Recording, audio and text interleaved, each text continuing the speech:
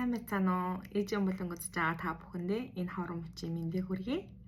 Өнөөдөр та бүхэндээ өөрийнхөө сэтгэл боддог шарахыг хэрхэн яаж идэх талаарх зөвлөгөө өгье гэж бодлоо. За, эхлээд та бүхэн нэг имзэглэж явдаг нэг нэг гомцон ч юм уу тиймэрхүү сэтгэл давсныг шарахаа та бүхэн бодоод үзтээ. За, та бүхэн бодоод үзчих. Шууд орж ирчиж магадгүй нэг бол жоохон бодоод юу лээ. За би та бүхний хугацааг 5 хүртэл тоолъё. 1 2 3 4 5. За нэг бодсон баг тий. За одоо энэ шархаа хэрхэн ангаах вэ гэдэг талаар хэлье. За та бүхэн тэр шархаа за ямар нэгэн хүнээс за үг сонссон байлаа гэж муухай үг сонссон дээ. Таныг багт нь доромжилсан, нэг бол дэрлэгсэн ч юм уу тий. Тэнгүүд тэрийг эхлээд цаасан дээр бичнэ. Ер нь бол цаасан дээр бичих арга та бүхэндээ зааж өгч байна. Тэр хүндээ заяа. Тэр хүнийг санаж ивэл заяа. Тэр хүнийхээ нэр үсэнд бичээд тэгээд яг яасныг бичнэ гэсэн үг. Жишээлбэл одоо намайг тэд настай хахад хоёлоо уг нь айгуу гоё найзууд байсан. Гэтэл чи нэг удаа надад тийм муухай өгсөн. Тэ? Та надад тийм муухай өгсөн. Та намайг тэгж доромжилдог байсан. Тийм өгнөд хэлдэг байсан гэд тэдрийгээ бичнэ. Нэг бол намайг ардуурмуулсан, нэг бол намайг хуурсан гэд. Тэ? Он сар өтөр тэ? Тэр хүнийхээ нэртэй тэрийгээ цаасан дээр бичлээ. Бичингүүтээ одоо та өөртөө ямар сэтгэл төрснөө бичнэ. Тухайн үед би таны тэр хэлсэн үгэн чинь тэгж гомцсон.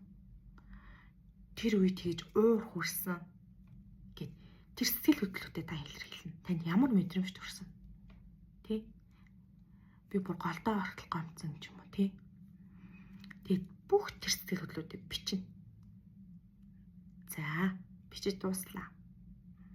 Үүний дараа та бүхэн одоо би таныг уучлж байна. Магадгүй та танд тийм хэцүү байсан болоо ч юм уу тий эсвэл танд ямар байсан мэдгүй байсан болохоор магадгүй таны тухайн үед сэтгэл хөдлөл чинь тий амьдрал чинь хэцүү байсан болоод та надад тэгж ханддаг байсан байж магадгүй хаа. Одоо би таныг харин уучлж байна. Би таныг одоо уучлж өршөөлөө. Одоо би таныг тавьж явуулж байна. Хоёлаа эвдээ найртай байя. Тий? Би эндээ сайн сайхныг хүсье. Би танд хамгийн сайн сайхныг хүсье гэд тэр хүнийгээ одоо би таныг уучлалаа. Одоо танд сайн сайхныг хүсье гэд тэр цаасаа бичиж дуусгачих. Тэр хүндээ захиагаа бичээд дуусгачих. За ингэж бичингүүт та тэр ингээл хамаг зүрх сэтгэлээ шингээж бичнэ гэсэн үг шүү дээ. Магадгүй талаа асаагаад бичиж болно. Тэгээ бичиж дуусаад тэрийгээ одоо шатаач. Яг тэр лааныгаа хэлчихнэ.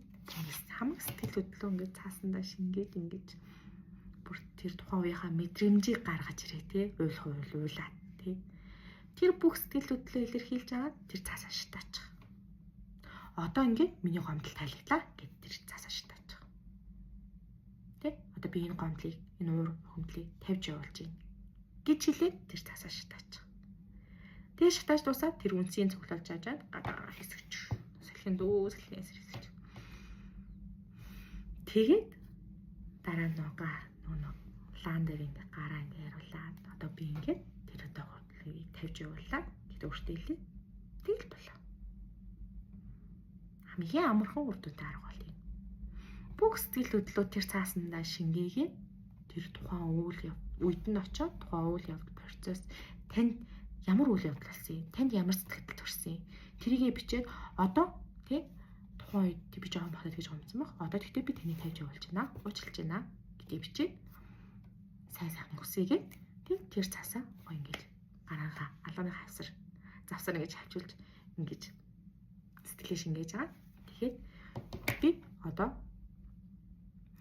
энэ уур бухимдлаа энэ гомдлоо тавьж явуулж байна гэд цаасаа шатаага тэр цаасныхаа үнсийг сэлгэнд хийсгэл тэгэл лаан дээр өөрийгөө хариулаад тэгэл болоо. Тэгэл сайхан зүйл бод. Тэгэл ингээд таны дотроос нэг юм бүхгээл авсан юм шиг сэтгэл төрнө. Та бүхэн туршиж үзээрэй.